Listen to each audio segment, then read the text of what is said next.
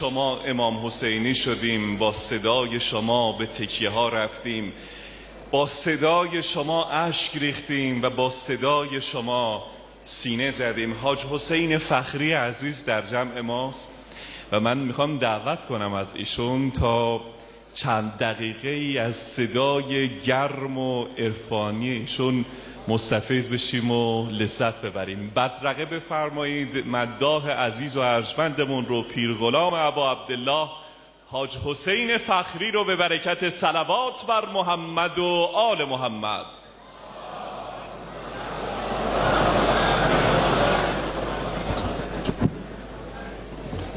حاج حسین خیلی خوش اومدید، قربان شما. بفرمایید. بسم الله الرحمن الرحیم. من اصلا آمادگیش ندارم که اینجا چیزی بخونم، چون این دوستان اومدن گفتن که یه چیزی بخون، ولی واقعا آقای دکتر خوندنم نمیاد، واقعیته. عرضم به حضورتون، من خیر مقدم میگم خدمت شما بزرگواران، آقای دکتر قالیباف و مسئولین محترم، آقای مهتوری و امام جان، مقام معظم رهبری آقای موسوی فرد. من به عنوان یک رزمنده خرمشهری شاهد جانفشانی هایی در خرمشهر من بودم.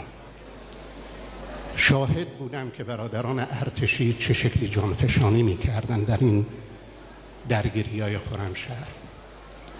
شاهد بودم که نیروهای تکاوران نیروی دریایی چه شکلی می جنگیدن. من اون موقع 15 سال یا 16 سال بیشتر من نداشتم.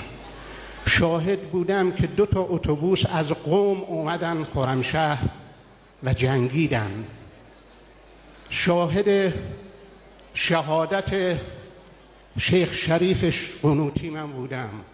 شاهد رزمندگانی که واقعا جانفشانی کردن، نیروهای مردمی، بچه‌های سپاه، بچه‌های بسیج و خود فداکاریایی که مردم خرمشهر کردن. ولی جناب آقای قالیباف، بعد از آزادسازی خرمشهر متاسفانه به این شهر نرسیدم. تو رو به خدا به این خرمشهریای عزیز برسید. بحث اشتغال زایی هستش. الانم هر بزرگواری اومد اینجا همین صحبت ها رو کردن. خرمشهر هممون میدونیم بزرگترین بندر خاورمیانه بوده. چرا الان باید وضع گمرکش این باشه؟ چرا اشتغال زایی نباشه؟ چرا سرمایه گذارها نیان اینجا سرمایه گذاری بکنن؟ اگر اشتغال زایی باشه به والله فقر از خرمشهر، نه بلکه از خرمشهر، از تمام شهرستان ها میره.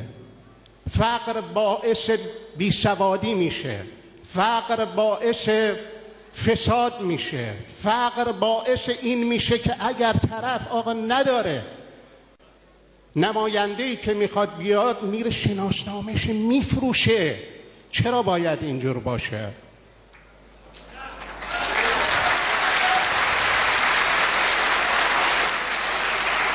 وقتی فقر که بیاد به خاطر یک مقدار پول یا یک سیم کارت، قبلا ها، الان نیست شکر خدا، یا به خاطر یک خورد و خوراکی آقا میان و به این نماینده رو میفرستن توی مجلس.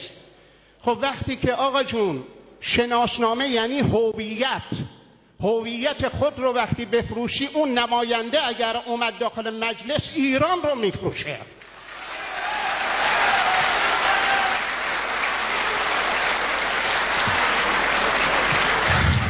من خوندنم نمیاد.